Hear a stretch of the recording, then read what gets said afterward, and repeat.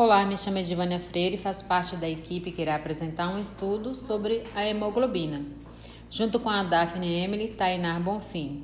Este estudo faz parte da disciplina de métodos de apoio e diagnóstico em saúde do currículo interprofissional da UniFTC, com o docente responsável TED. Estou aqui para apresentar a introdução da hemoglobina. Afinal, o que é a hemoglobina? A hemoglobina é uma proteína que contém ferro e ela está presente nos glóbulos vermelhos, também chamada de eritrócitos ou hemácias. Ela é quem permite o transporte de oxigênio pelo sistema circulatório. As hemácias são responsáveis pelo transporte de oxigênio e ela só consegue isso graças ao conteúdo de hemoglobina que ela tem. Essa globina ela é formada sempre por 4 cadeias de globina. Aqui, por exemplo, nós temos a representação de uma hemoglobina A. A hemoglobina A, porque é a mais comum e a mais falada. E essa A, ela vem do adulto. A estrutura dela é formada por 2 cadeias do tipo alfa, 2 cadeias do tipo beta. Então, essa cadeia de globina, ela contém informações genéticas para produzir a hemoglobina.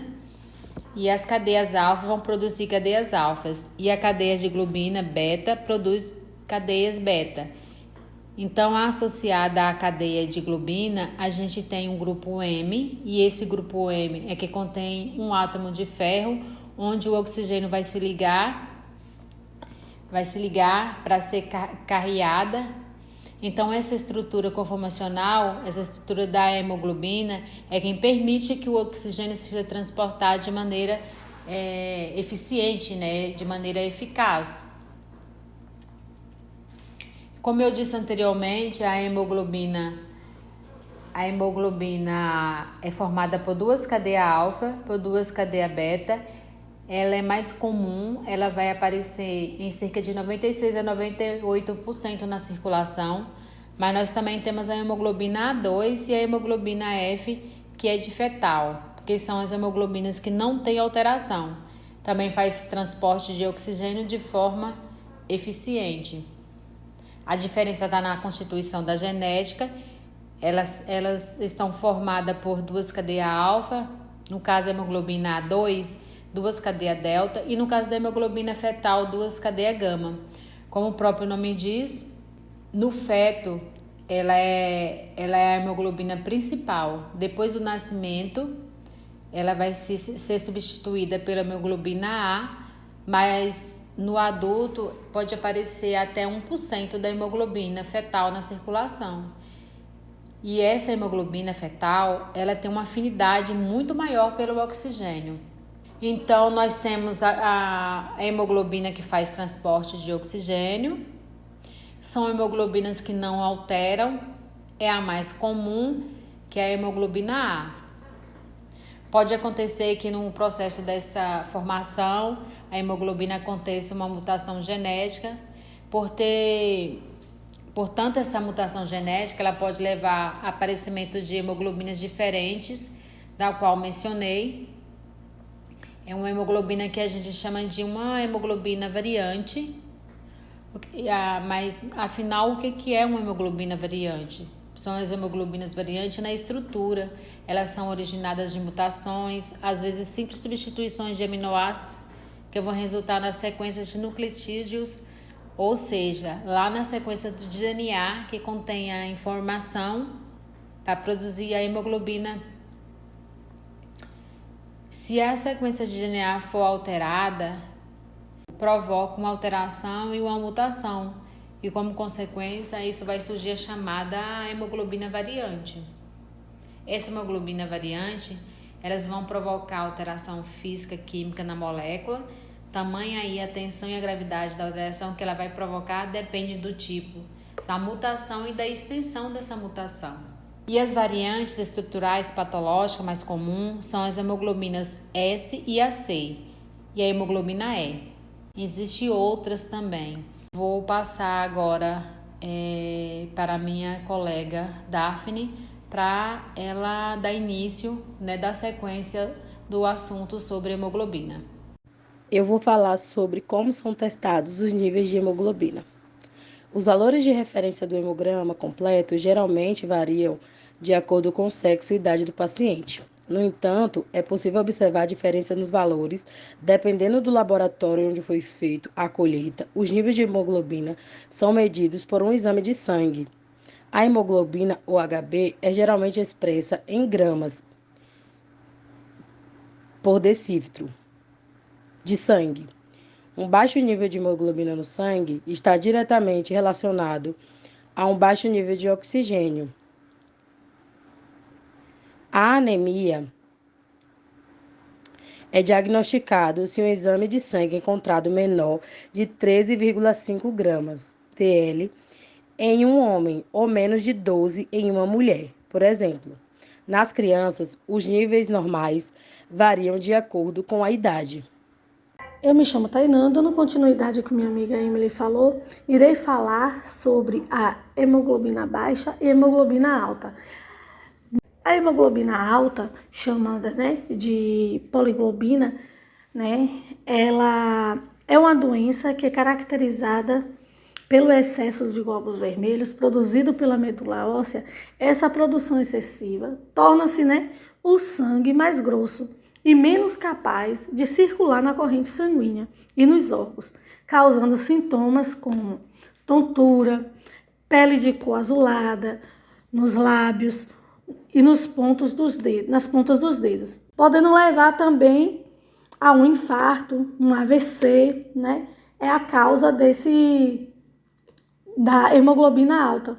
Em casos mais raros, causa-se também a perda temporária da visão e da audição. São causados geralmente pelo excesso de peso, fumo, cigarro, consumo excessivo de álcool e o uso de certos remédios diuréticos. O tratamento da hemoglobina alta deve ser indicado por um clínico geral ou um hematologista, que pode indicar fazer a flebotomia, que é a retirada do sangue, semelhante à realização de doação de sangue.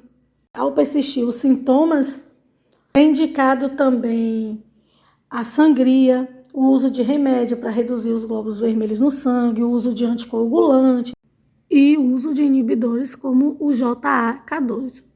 Falando sobre a hemoglobina baixa, considerados valores baixos, temos o que chamamos de palidez cutânea, descoloramento da mucosa, redução dos níveis de oxigênio. Entre essas e outras, destacamos a anemia. Entre essas anemias que nós iremos destacar, porque tem vários tipos, vamos falar sobre a anemia falciforme, que é uma doença, hereditária, que passa de pai para filho, caracterizada pela alteração dos glóbulos vermelhos. Dá o nome de falciforme pelo fato dela ser parecida, com uma foice. Por ela ter sua membrana alterada, ela tem a facilidade de romper-se facilmente. Por isso, a anemia falciforme, ela piora continuamente ao longo dos tempos, reduzindo assim a expectativa de vida do paciente, em média de até 40 anos. Vamos agora ouvir novamente a nossa colega Vânia, que vai estar dando explicação sobre a causa da anemia falciforme. A hemoglobina S é quem vai causar a anemia falciforme. Então vamos ver aqui como ela é formada. Aqui a gente tem a informação genética, lá na sexta posição da cadeia beta de globina, ou seja, eu não disse que a hemoglobina é formada por 2 cadeias alfa e 2 cadeias beta? Então lá na globina beta a gente tem a sequência lá de DNA específica para produzir cadeia beta, e lá na sexta posição dessa cadeia a gente tem o aminoácido, que é chamado de glutâmico. E esse aminoácido ele é formado por uma trinca de base que compõe por guanina, adenina e guanina, certo? Caso aconteça essa troca de adenina por uma timina nessa mesma posição, eu não vou ter mais a sequência de base guanina. Caso aconteça essa troca de uma adenina por uma timina nessa mesma posição, eu não vou ter mais a sequência de guanina, adenina e guanina. Então, a partir de agora, eu tenho a sequência de base guanina, timina e guanina, e essa sequência ela vai originar o aminoácido valina. Então, Eu tive a troca de um aminoácido, do ácido glutâmico por uma valinha na 6ª posição da cadeia beta de globina. Apenas essa troca de nucleotídeos, ela vai originar essa chamada hemoglobina S. Então é importante a gente fazer um paralelo da anemia falciforme. Ela está associada à etnia, ou seja, ela está relacionada à raça negra. Mas temos que ficar atenta a uma coisa importante, que é a cor da pele. Somos um país miscigenado, somos um país de mistura de pele, nós somos um país de mistura genética. Isso faz com que qualquer pessoa de qualquer cor de pele aqui no Brasil tenha anemia falciforme. Voltando a falar sobre anemia, iremos falar também sobre anemia ferropina, né? Que se refere à quantidade de ferro, né, de insuficiente glóbulos vermelhos, né, saudáveis e ferro no nosso organismo. Sem ferro suficiente nos glóbulos vermelhos, não conseguimos transportar a quantidade necessária de oxigênio para o tecido do corpo.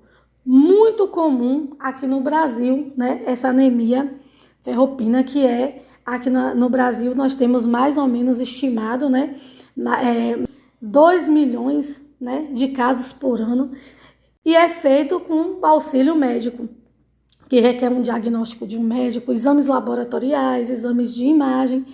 Resolve-se